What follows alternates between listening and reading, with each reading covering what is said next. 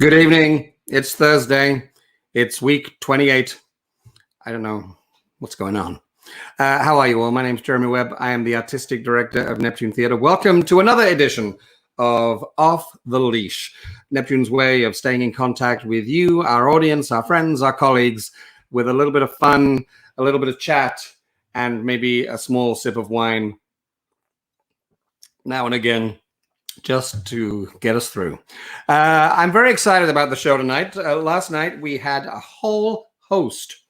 I don't know what the plural for a gathering of choreographers is, but we had a whole collection of a plie of choreographers. I've decided a plie of choreographers in talking about dance in International Dance Week, Dance Day, and it seemed natural to follow that show with tonight, where we actually get the real truth, the nitty-gritty of what it's like to work with people like that, what it's like to work for those choreographers and directors, and what it's like to be in the shows at Neptune, working, actually doing the real work, like the rest of us.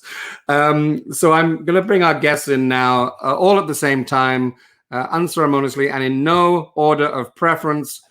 Although Sarah Rorabeck is the most important. There we all are. Look at that. He picked me first. The director picked me. I hope I get it. Hi, everyone. Hi. So I just want to start off by saying that we had a group of ensemble members, shall we say, in our production of Cinderella a couple of years ago, and then again last summer, that we dubbed the Fab Five. It was these four performers plus our good friend, our favorite David Light, who sadly can't be with us tonight. We send him love, and but I'm so happy that the four of you could be with us to talk about the Fab Five and what it meant to be part of that group. But first off, I just want to check that you're all okay. Very briefly, tell me where you are and how you're doing. Amanda? I am doing well. I am in Whitby, Ontario, and we are taking it day by day out here. So we're good. Whitby. Is that a thing? Whitby? Well, I can do Whitby. There we go. It looks weird when I do it. Matt, how are you? I'm good. I'm okay. I'm in Toronto right now. And yeah, just day by day, everything is fine. Just healthy, staying home, and hopefully this will end as soon as possible. Yeah. Yeah. Celia, it's good to Yeah, see I'm you at again. home in PEI. I'm good. I'm healthy. I'm happy. We're lucky here. I think tomorrow we start phase one of our kind of getting back to a little bit normal. So we can now hang out outside with 5 people, which is really exciting. Yeah, I'm good. So if we'd filmed this tomorrow, we could have actually come to you and stood with you. Yeah, but 6 feet apart. 6 feet apart. Oh, okay. Okay. Sarah, how are you? I'm good. I'm at home in Oshawa. I'm currently staying with my parents. Yeah, living with my parents right now. Quarantine with mom and dad. Love. So Tell your mom and dad I said hi. they say hi. My dad is very excited that this is happening. Mike. He wanted to be a part of it. So Well, I think you should come in at some point and just give a quick Hey, hello. You should. don't say that because he will. So Runs up in tears right now. yeah, honestly. Oh my God. So thank you for being here. I really appreciate it. Taking time out of all of our busy schedules. Yeah, I know. Yeah. So tell me a little. I want to start by talking about what brought us all together in this configuration. The production of Cinderella that we did a couple of years ago. Sarah, let's start with you. It wasn't your first show at Neptune. You've done many shows at Neptune.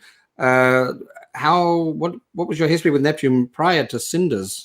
So my first show at Neptune was Mary Poppins. I was in the ensemble for Mary Poppins, and that was wonderful.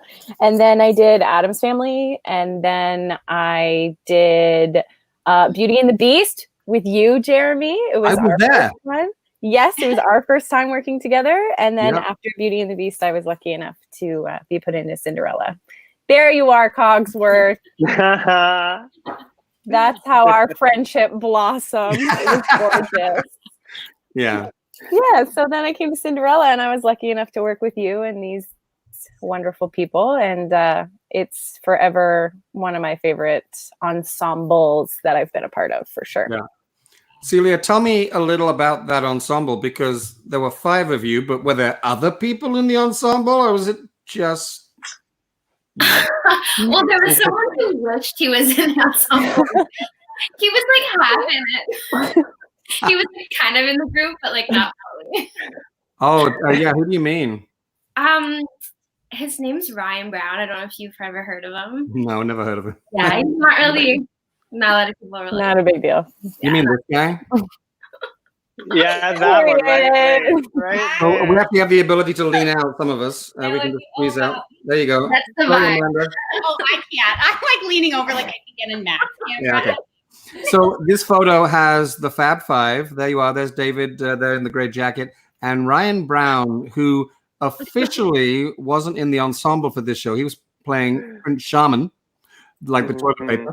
But he did start the show doing a couple of ensemble numbers, as I recall. Is that right? Yeah. Yeah. Yeah. He did the opening number as the ensemble. I think that was. Oh no, he did moves like Jagger as well, didn't he? Yeah, he had like a couple until his monologue. So it was until Sam was singing what's that song again? When we all had to clap. What was that song again? That one. Someday somebody's gonna make you run it. Yeah, that one. Yeah. So after Sam's first big number, he had a quick change in the wing, and then he was the prince. Yes. He was the prince. He was. So, I mean, yeah, that is often the way, I think, in shows with smaller casts, because there were 12 people in that show in total. And the way we made it seem like a cast of thousands. Well, how did we make it seem like a cast of thousands, Matt? We changed, the ensemble, we changed a lot of costumes. Like the 5 of us really...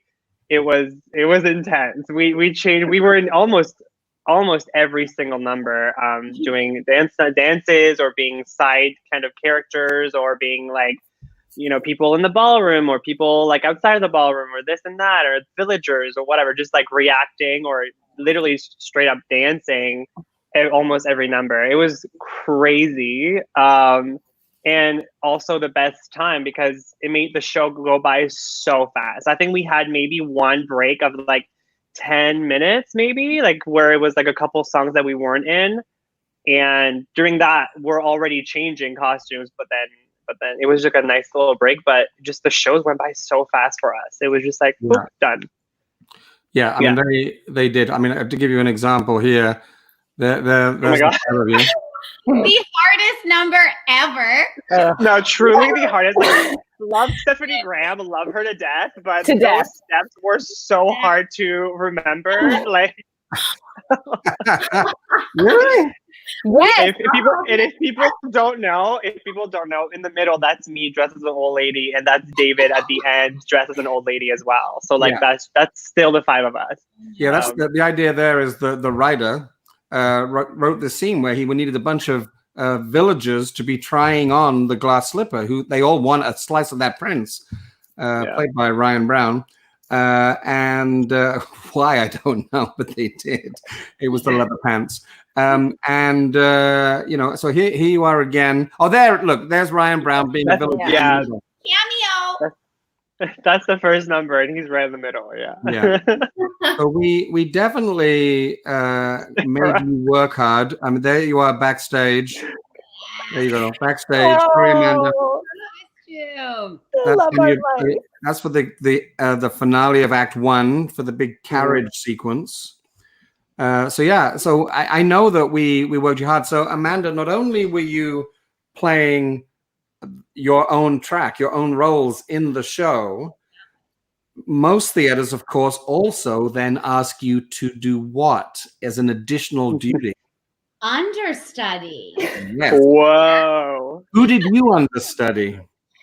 Cinderella. Holy moly. Yeah. So just a small role then. Pardon? Just a small one. It was here and there. Yeah. And so how was that for you? So at the same time as learning your own track, you're also prepping. How does that work? Tell the folks how that works. You got to kind of stay on your game. You focus on your stuff, and then you can compartmentalize and also focus on your understudy role. You're watching them like hawks. Like, even though you're doing your own thing, anytime they're doing anything, you're just on it, taking notes. I mean, we had a really great group and cast, which I think most casts are, but we were all so helpful. So Sam was constantly like, I'll send you my recordings. I'll give you my notes. Let's have a chat. Like, we were all super, super supportive of each other to make sure. But yeah, your brain has to be everywhere. The ensemble is everywhere and at all times. And then you get a little rehearsal period once the show is open. Yeah, once the show is open, you then go into understudy rehearsal. So then you'll have time to work with the musical director and things like that. Well, before the show opens, you have that window of time, but that's where you get to like lock into it. Yeah. Yeah. And then you do Sarah. Then you do a single. Who did you understudy? Remind me. I understudied Anne. So I was the Citronella understudy. You were one of the Wicked sisters. One of the sisters, yes. I wish I had pictures of you all in your understudy costumes. I never had to try mine on because Anne's like a foot taller than me. It was like a constant. Everyone was like, "Oh my God, Anne better not call out because Sarah, you're so short." I'm like, "I know, sorry." It was like always a fear of the costume department. They were like, "If Anne calls out, we have to throw a costume on you, and we have no idea." I was like, "We'll figure it out. It'll be fine." There would have been a lot of pins. Matt. Oh yeah. Tell me about this, Matt. Oh. So this is me backstage during our one of our 2 understudy runs. So we have 2 runs depending on how many people understudy how many people. It kind of sometimes you can do just 1 run for everyone, but because we had some people that were understudying 2 people, we had to do 2 separate ones. So that's me as the fairy godmother. I worked with you, Jeremy, and and I worked a lot with Sarah, who was my roommate also at the time. We lived together during the Christmas time. It was the best. And we came up with Fairy Evan. So his name was Evan, and we kind of created him, and it was super fun. And that's that. But I also understudied. I also understudied and was a replacement for Buttons, so Bouton, which was the best friend of Cinderella and the Prince. He was like the one of the lead characters. And for the last week of the run, I went on for who played Andrew Prashad, played him, but he left right before the last week. So I replaced him, and it was like the best. It was so fun. But this was a prearranged takeover, right? Prearranged, yeah. So so my prep was different from these guys, where I knew prior to the contract starting that I was going for sure on as him. So I had to really. It was kind of nice to know that I was going on that way. It took that risk out of the game, and I was like, oh, I for sure know I'm gonna go on.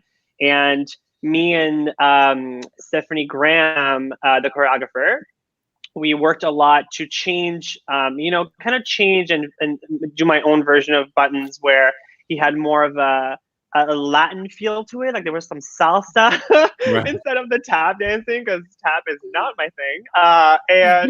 So we made it our own, and it was really fun. And I had to kind of like create my own version of the character, since like I was taking it over rather than understudying him, where I was trying to make it as close as possible of his version. I had the opportunity to make it my own, which was so fun. And there was a beautiful little way that we let the audience know that Bouton was having the torch was being passed. Let's take a look at that now. Hang tight, everyone.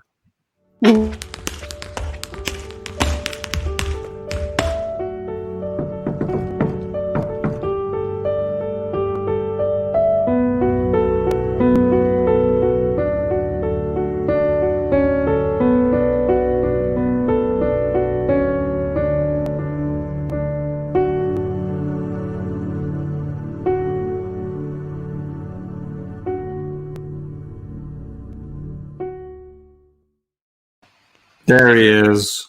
You're so Oh, cute. 2.0.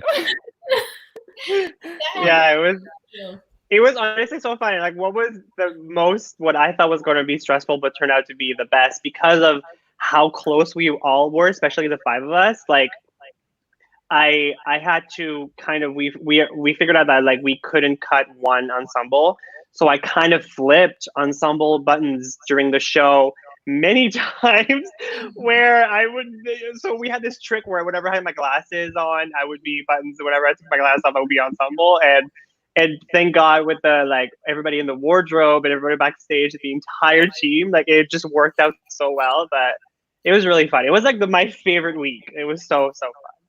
I want to ask Amanda a question in a second. I got one. I think there's actually one coming up, but there's a couple of comments that have come in. Stephanie Graham, your choreographer, is watching. Love you. Love that. Apparently, we're being watched by a lot of choreographers tonight. Oh, hi, Deb. Oh, that's so nice. Hey, Natasha. Oh, yes. And actually, here's actually a good question. Did you actually get to go on as Cinderella, Amanda? I definitely did. Twice. The first time, I don't even know if I remember. Yeah. I remember Heather coming to me and talking to me, and I thought we were going to talk about something different. And then she told me, and I was like, okay. We're being candid. I went straight to the bathroom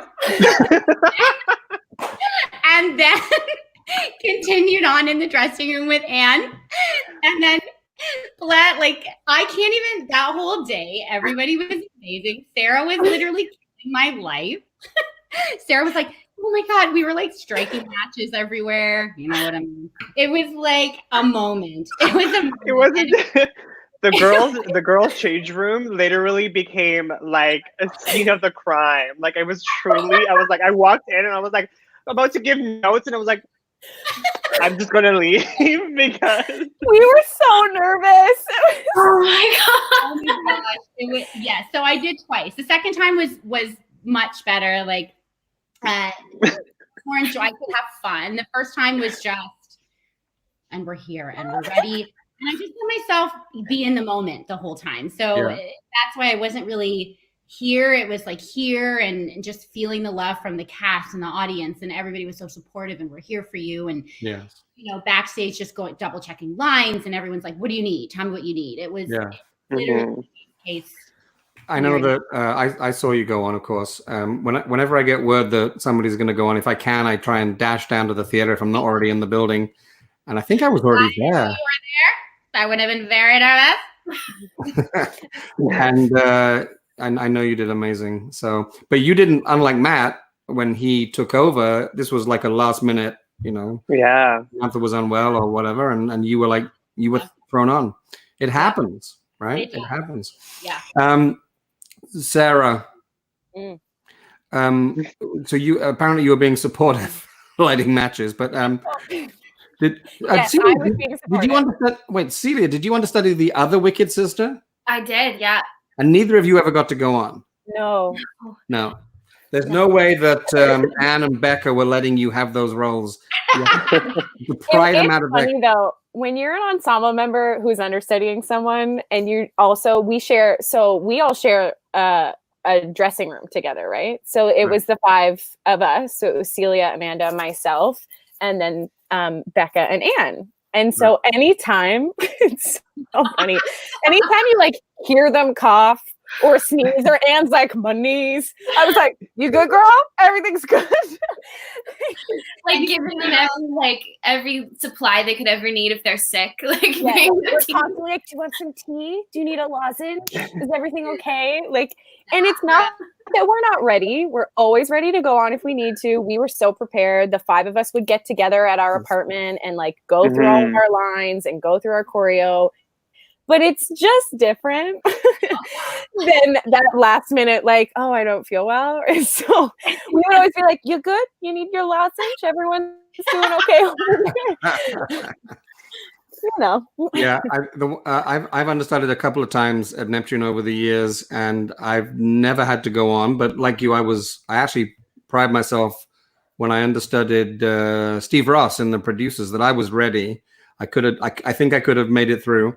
And in the last week, he was sick. He was unwell, and he was sucking lozenges on stage. I don't think Steve will mind me telling the story, but he was unwell, and I didn't. But then he was pulling through. He was not going to go out. So I was like, okay, you know what? So I'm good. So I went out on a heavy night of drinking back in the. This was 20 years ago. You did? How could you? I don't know, because I didn't think I was going to go on. So I went out with all the showgirls, and I was single at the time, and I remember waking up in the at 9 o'clock in the morning, and I didn't have to do anything all day. And I thought, I'll just go and get a glass of water because I need to get a drink of water. And I thought, I'll just check my email. And on the email was an email from the stage manager saying, this is not official, but just so you know, we're watching Steve very closely. He's okay, but just be on standby.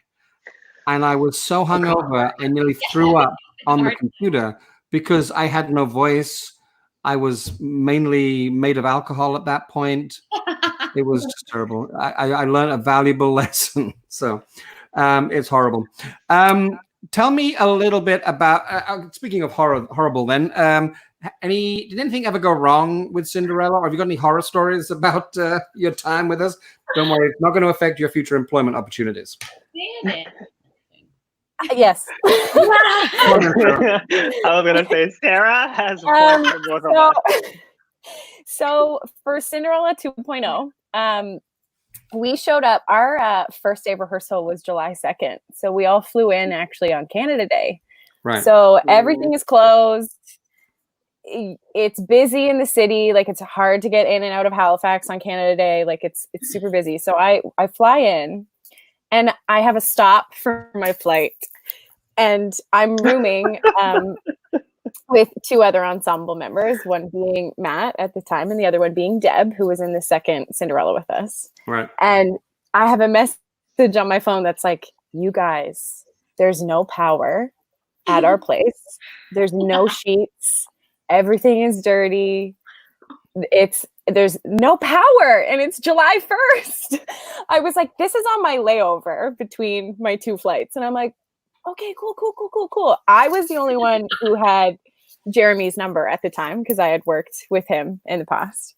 So I was like, we'll see what happens when I land. So I land, and I went into like full mom mode, and I was like, well, my version of mom. I'm not a mom. And my version of mom is call the artistic director and get him to save us.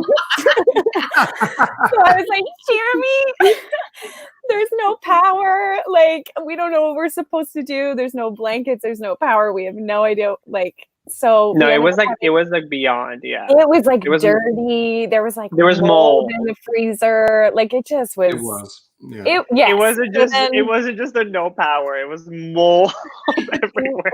It was awful. I think there was a body in the corner. It felt like there might have been. Honestly, it was a chalk outline. One of the beds, the bed that was supposed to be my bed, literally looked like it had been slept in the night before by someone. And I was like, yeah. So this, I mean, doesn't happen very often, but we get there. There's nothing we can do. We kind of have to go sight unseen when we're from out of province and have to like look at pictures and go, yeah, sure, we'll take the place for 2 months. Like, it seems like it's gonna be fine. That's just the way it always works. Unfortunately, this was a young person who left it to us who didn't necessarily know what the standard was that we wanted. Whatever, it doesn't matter. So we had to go to a hotel, and we stayed in a hotel, the three of us, for a couple of days.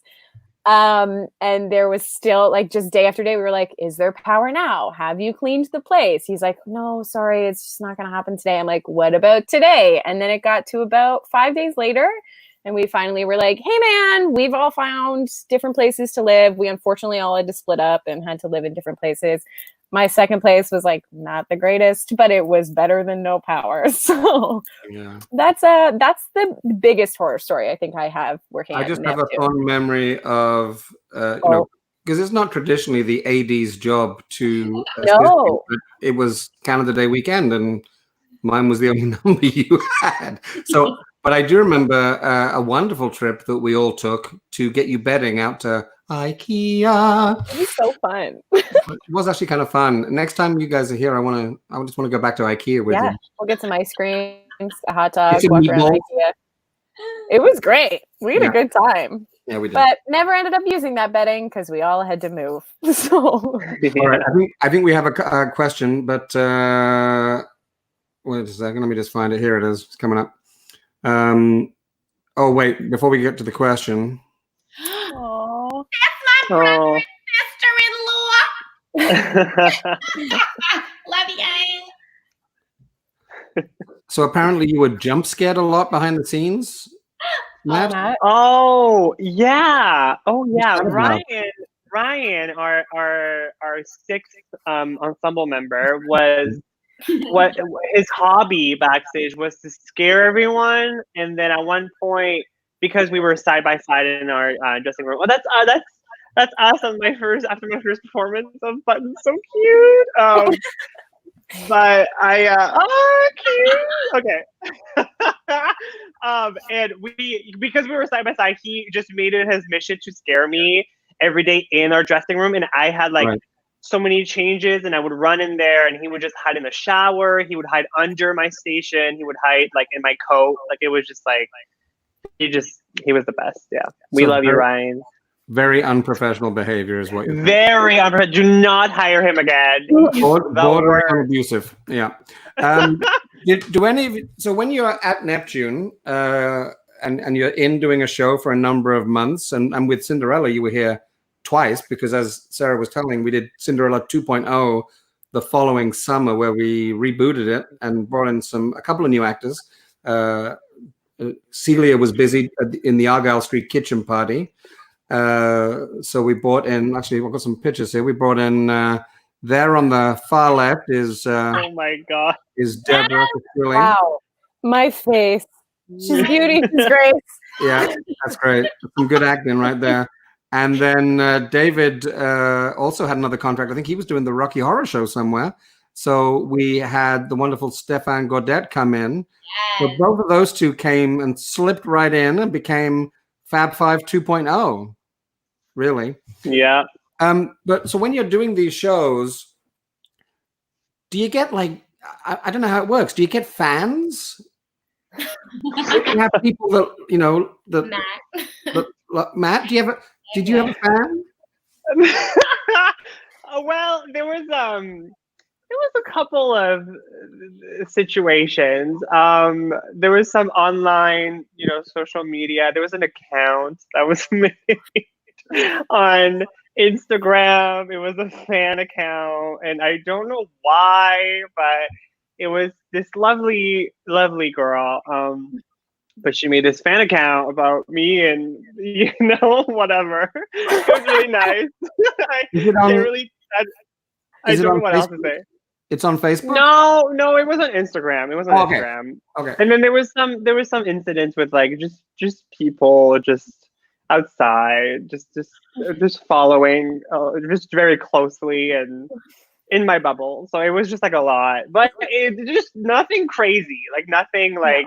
Yeah. I don't know if you're watching, like, please don't leave me alone. but just it was just like crossing the line just a tiny bit. Yeah. What's it like coming to a new town or a different town, I guess, coming away, arriving with your suitcase, going to your accommodation, and maybe it's not always the best, and sometimes it's fine, and sort of uprooting your life and moving around and being that kind of jobbing artist, just going from gig to gig. Amanda, what's that like? It's exciting, but it's also a little bit scary. I kind of call it the first day of school all the time, because you don't know the people you're working with, you don't know where you're living. But it's exciting at the same time. You don't know the people you're working with, and you don't know where you're living, and you can look at it as half, glass half empty or glass half full. But it can be a little bit stressful. It can also be a little bit emotionally challenging because you're leaving, family behind, pets behind, friends behind. But it's the nature of the beast, and it's what we signed up for. And obviously we love what we do. Yeah. So we take it in stride. And Celia, that's been happening to you more and more. Although I don't know, you're partially on Prince Edward Island a lot. I see you in Halifax a lot. I see you go to Toronto a lot. Are you finding it that now that you're sort of getting more and more work? Is it the same for you? Is it a challenging part of the job or something you enjoy? Yeah, it's. I found it at first to be challenging. I think change in any way can be challenging for anyone, but I think I've learned to embrace it, and it is exciting. But just like Amanda said, there's always that first day kind of like jitters, like like it's like the first day of school, and it's a new town and it's new people, and you just want everyone to be nice and everything to go well. But I think we all feel so lucky to do what we do. We work with such amazing people all the time, and we become this family like we have. Like, it's not really just like people you work with. You spend all your time with these people, and it's really special. Yeah. Mm-hmm. Awesome. And of course, it helps if the artistic director is really nice. Yeah. It definitely. Yes. There's like he's the best thing. Oh. The ensemble itself, really. Yeah. Yeah. Here's a message. I think actually what this show has actually done, it's allowed all of Amanda's family to check that she's okay. Your hair is different.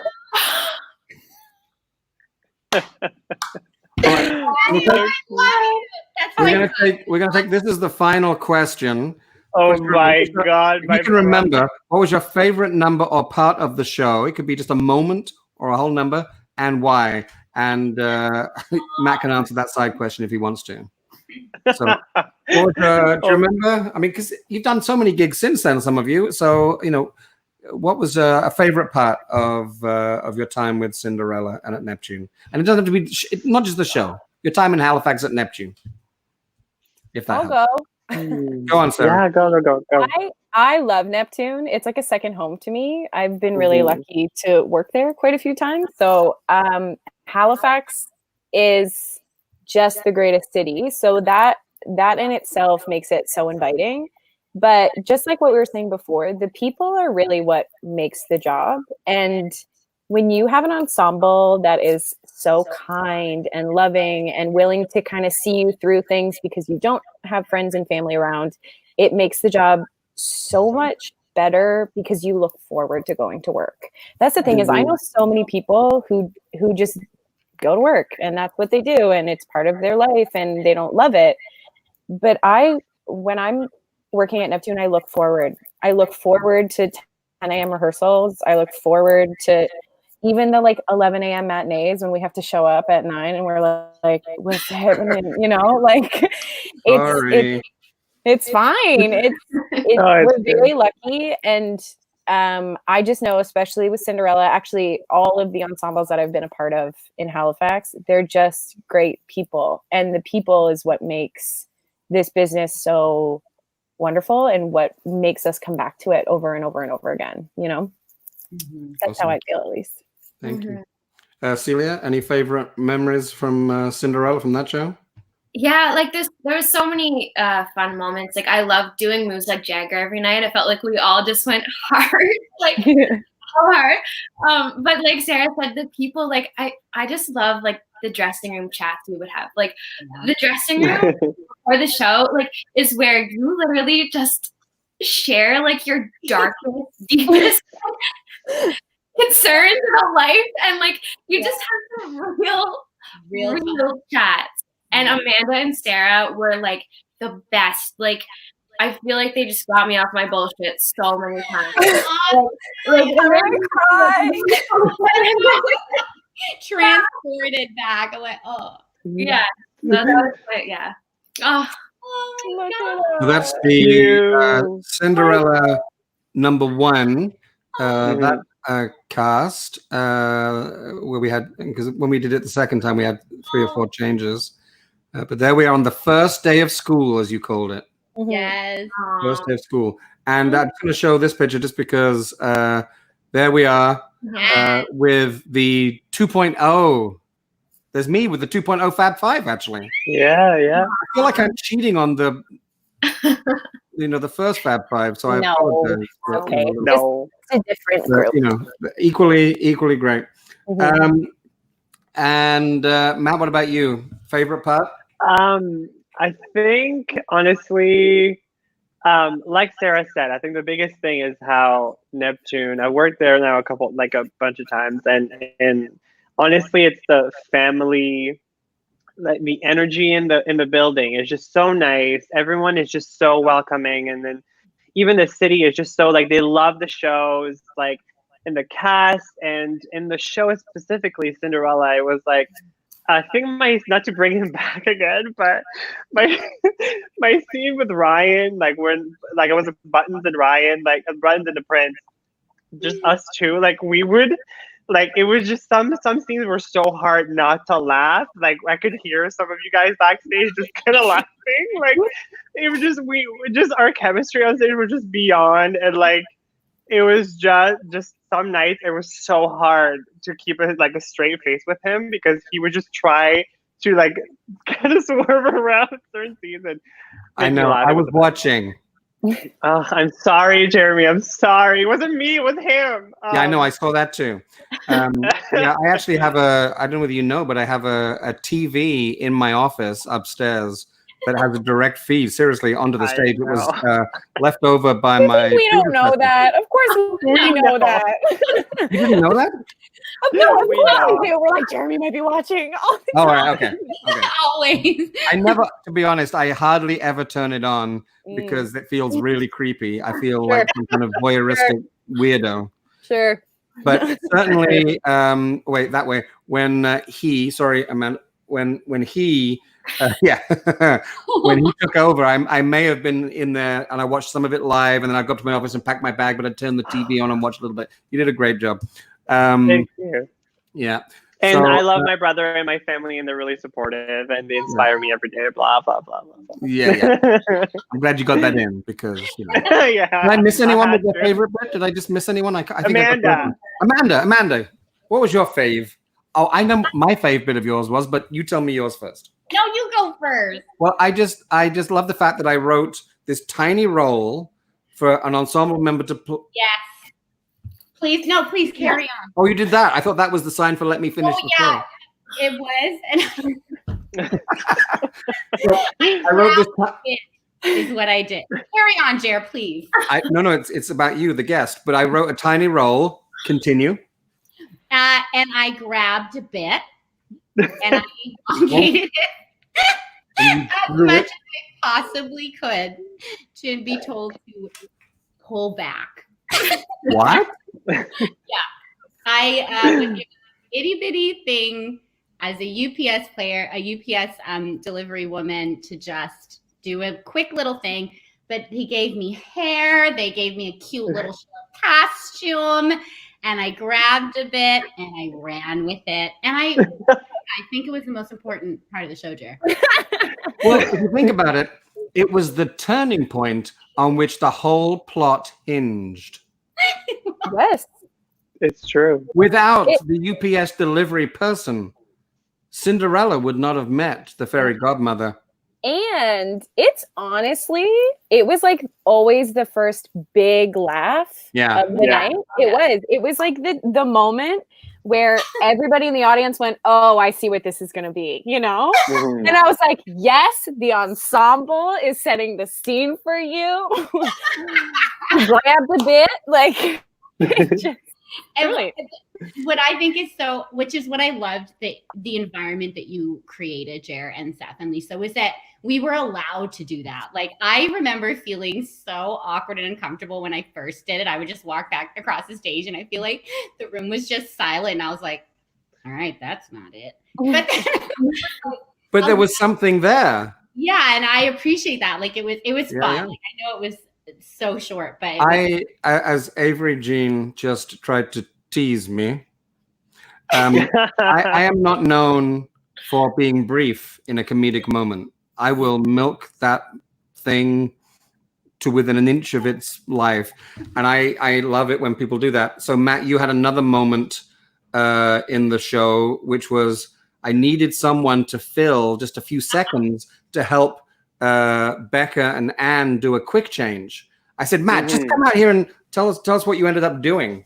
So the stepsisters had to change from realizing they're not fitting the shoe to an after moment, and the prince and Cinderella are kissing, and it's beautiful. And Jeremy was, and I one day I was like, should I just grab the birds? Like we had these fake birds, and I was like, should I just grab the birds? And I was dressed as an old man at the time in that scene, and I was like, should I just like go show up and be like, all right, get off stage? And you said, yeah, just try it, and it started as like a 15-second bit, and it became like a 5-minute interaction bit where I got off stage. I like first of all slammed on the floor where I was like, get off, like to the leads, and then I would be like, you know what, these two, can you believe them? Like I changed 30 times during this show, and the audience would be like, woo, like, and I would like go down the stage and then make a comment about the house because you can't exit in the middle aisle because it blocks, and then the audience will laugh, and it honestly became like it grew slowly, and then it became like a 5-minute bit, kind of like Amanda, where it was like a tiny thing, and then it became you grabbed a bit. I believe those moments are organic and wonderful as long as they service what the show needs at that moment, which in your case was filling some time comedically and expertly. As long as it keeps the audience happy and the audience is loving it. I once did a bit, Sarah will remember this because she was probably waiting for 10 minutes off stage, where I had one line joke, and Ryan Brown and I were on stage with Ellen Denny as Belle, and I decided this moment was going to be something that I would just grow, and it grew and grew. And after it grew to about a minute long, I said to the stage manager, why aren't you stopping me? This feels so naughty. Even I feel guilty about taking this moment and stretching it beyond belief. It was so naughty. And she said, well, you know what? It doesn't affect the story. The audience are loving it. I think it's funny. If you go over 1 minute, and we're timing you, if you go over 1 minute, it's cut. So I got to the point where I could actually, in my head, count to 59 seconds while I was doing this gag on stage to make it exactly 59 seconds. Cut. That's it. Cut it off. So, if I'm going to act like that on stage, I've got to let you people have some fun and do that, because that's the magic and the joy.